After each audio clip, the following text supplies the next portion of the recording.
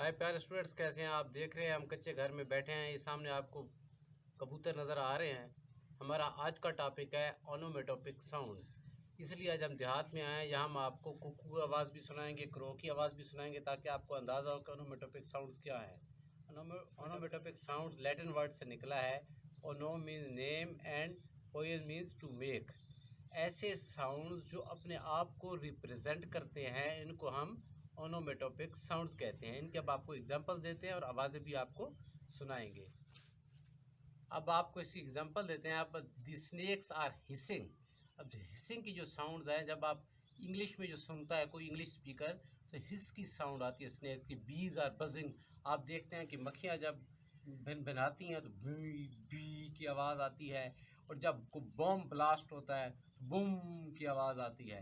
यानी कि कोई भी जो अमल हो रहा है वो अपने आप को आवाज़ के ज़रिए रिप्रेजेंट करे, वो क्या कहलाता है? वो ओनोमेटोपिया कहलाता है।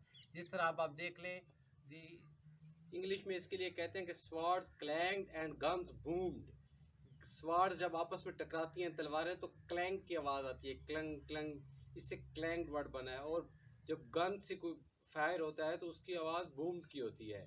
इसके अलावा अगर आप देखेंगे, अगर क्रो कुकू की आवाज़ है तो कू कू, अभी आपको इसकी आवाज़ भी सुनाते हैं।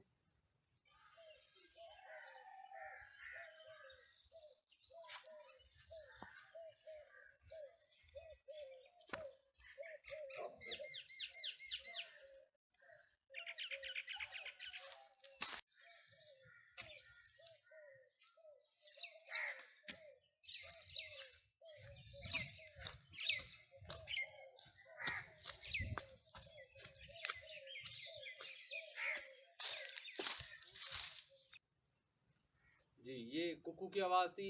अब आप कवे की आवाज़ यानी कि क्रो की आवाज़ सुने। देखिए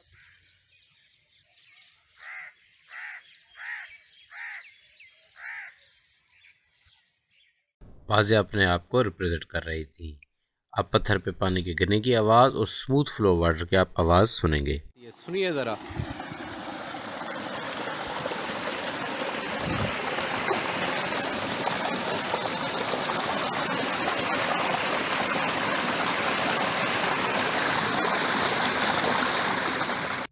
हाँ जी व्यूअर्स, तो हम बात कर रहे थे इमेजरी की।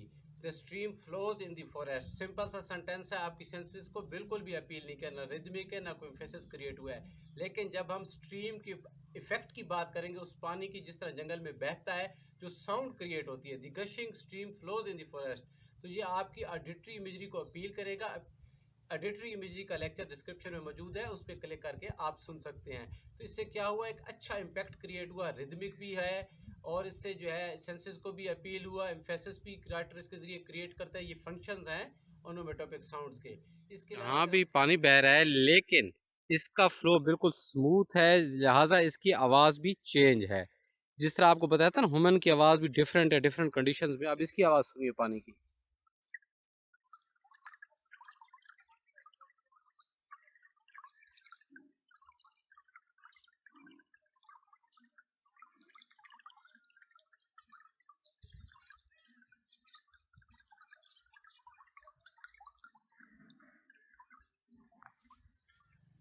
हाँ, तो अब ओनोमेटोपी क्या हुआ? Real words that sound like real, बिल्कुल एक्चुअल थिंग्स। और रियल वर्ड्स क्या करते हैं? ऐसे वर्ड जो इवोक करते हैं साउंड रियल थिंग्स की, वो क्या कहलाएगा? ओनोमेटोपिया कहलाएगा। बिल्ली की म्याऊं है, घोड़ा जब हिन हिन आता है तो नी कहते हैं। उसके अलावा बाघ का साउंड आपको बताया है। कुत्ते को भौंकने को हम बार्किंग्स कहते हैं। जिस तरह हम उसे अगर उर्दू में लिखे तो भूं भूं कहते हैं या भौंकना कहते हैं। लेकिन एक और चीज़ काबिल गौर है कि आवाज़ें जो हैं मुख्तलिफ़ अवकात मुख्तलिफ़ मंजरनामों में मुख्तलिफ होती है। जिस तरह इंसान की आवाज़ को विस्पर भी कहा जाता है, चैटर भी कहा जाता है, विस्पर भी कहा जाता है, चैटर भी कहा जाता है, गिगल कहा जाता है कोई जब कोई खिलखिलाता है। विस्परिंग जब हम सरगोशी करते हैं, चैटर कहा जाता है जब कोई बिल्कुल चटपट बोलता रहता है, बिल्कुल चुप नहीं करता, उसकी ज़बान जो है। ये आपको अब कवे की आवाज़ सुनाई दी, इसे काँ की आवाज़ है। इस तरह उर्दू में इसको रिप्रेजेंट करते हैं। तो जो वो वर्ड्स जो रियल आवाज़ को, रियल साउंड को रिप्रेजेंट कर दे, वो क्या कहलाएगा? ओनोमेटोपिया कहलाएगा। जिस तरह पानी के लिए उर्दू में हम छम छम का वर्ड यूज़ करते हैं। बारिश छम छम बरस रही थी। ये देखिए बार बार हमें कौवे की आवाज़ आ रही है, कहाँ कहाँ से पता लग जाता है किसकी कौवे की आवाज़ है। ऐसा लफ्ज़ है जो कि अपनी आवाज़ को रिप्रेजेंट कर रहा है। तो ये कौन से साउंड है? ओनोमेटोपिक साउंड है। The stones fell into the river with a splash. Splash का आवाज़ तब क्रिएट होता है जब पत्थर पानी में गिरते हैं। तो यहाँ से हमारी सेंसेस को अपील करता है। जब राइटर ऐसे अल्फाज इस्तेमाल करता है वो हमें उसी मंजरनामे में ले जाता है, उसी सीनरी में ले जाता है, जिसके ज़रिए हमारी सेंसेस को बहुत अच्छा लगता है। एम्फेसिस क्रिएट करने के लिए भी राइटर यूज़ करते हैं, आपको बता चुके हैं।